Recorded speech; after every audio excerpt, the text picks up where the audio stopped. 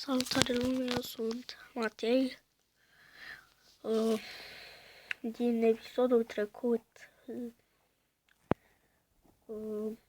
bun, am ceva nou. Deci am Minecraft 0.14, deci ăla era 0.13, asta e 0.14. Am făcut update și da. Chestia e că în Minecraft-ul pe care l-aveam, ăla nu era Minecraft original, dar am găsit pe Apdoid Minecraft original. Și da, e mult mai bun. Bănuiesc că poți să faci mai multe lucruri. M-am certat cu un coleg.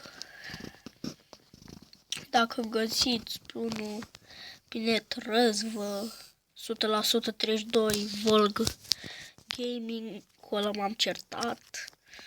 Și că i-am trimis un mesaj când el filma și s-a supărat și a început să zică că bă, e un prost ăsta, nu știi să pune un bloc și toate chestiile. Da. Ne-am certat cu el, i-am dat dislike-uri.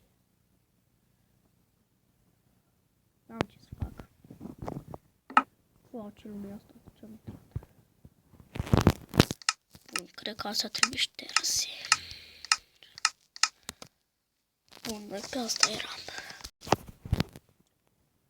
Ok, am mai intrat odată pe lume și din greșeală spart geamul.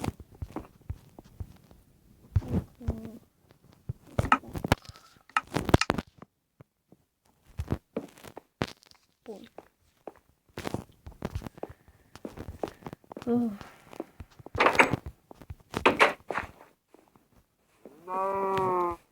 Sunt foarte prost dispus, mai ales că am certat cu el. Am prieteni de la grădiniță, deci... Plus, mă, m-a și mințit, că în episodul ăsta în care am trimis eu mesaj să supăra pe mine, să facă nu știu ce, era cu un prieten. Și am trimis eu mesaj, vede că îi trimite, eu de unde să știu că el filmează și ce plăci. Stai, cum am făcut? Bă, dar ce cu ăsta? Scuzați un coleg de-a meu, deci i-am trimis mai întâi 2 mesaje. Scuzați un coleg de-a meu. Și apoi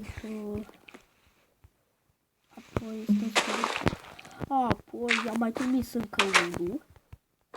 Și a început, Doamne, ce enervant e ăsta. Și apoi au zis, am făcut un episod pe care nu l-am postat, l-am trimis ca mesaj.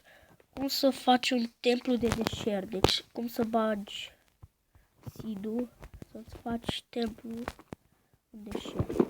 Și el m-a copiat, m-a copiat pe YouTube, o să vedeți voi episodul ăla.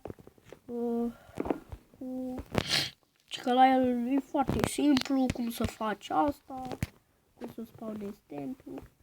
Bă, s-a uitat la mine și a postat pe YouTube, de parcă el știa.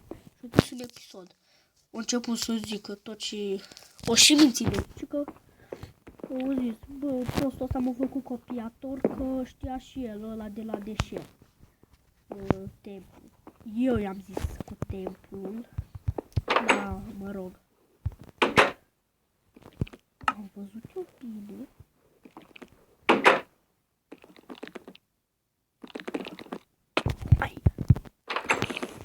Băi, ce cred eu că e? Doar nu-i vrăjitoare. Bă, cred că am vedenii. Du-te, mă, de aici, că asta e vrăjitoare. Bun, și-a început să zică, da. Apoi a zis cu prostul ăsta niciun loc nu știe să zică prietenul lui, nu știa cine sunt, dar a început și el să aprobit, da, e un prost, da. Ca să mă facă de tot râsul și apoi i-am trimis un mesaj, bă, deci nu știu să pun un bloc. Am spus, bă, scuze și fii atent și mincinos. Deci se auzea că a fost vocea lui, că el a zis. Și ăsta zice, bă, dar nu eu am zis asta, bă. Ăsta cu care jucam a zis. Am zis, bă, am auzit o voce. A zis, da, eu eram, dar mă rog. Scuze. Bă, deci m-a mințit. Apuci că i-am zis, bă, tu minți pe YouTube că știai tu ăla și eu te fac copiator degeaba? Da, bă, că și eu știam, tu doar mi-ai amintit de el. Mi-a zis un prieten care joacă Minecraft pe calculator. În primul rând, seed-urile de pe Minecraft-ul de pe calculator nu se potrivesc cu alea de pe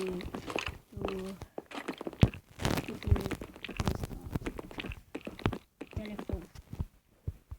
Nu băgate niște minciuni, i-am zis hai, pa, au crezut că ne-am împăcat, da?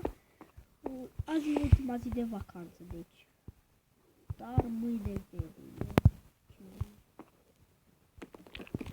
L-am scos din grupul de pe WhatsApp, i-am dat dislike-uri la toate. Mă întrebați de ce aștept aici. Pentru că trebuie să aștept că e noapte și eu n-am arme, dar până atunci eu să fac.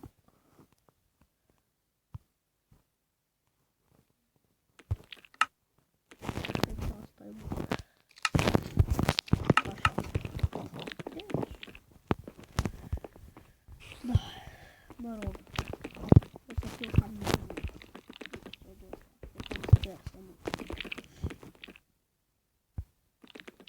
Bă, dar ce face zi și spiderul ăsta pe ușa mea. Ce să fac? Cred că o să fac o mină casă. Cât să stau să stai ca trist. Pauză până găsesc ceva interesant. Păi s-au făcut 7 minute.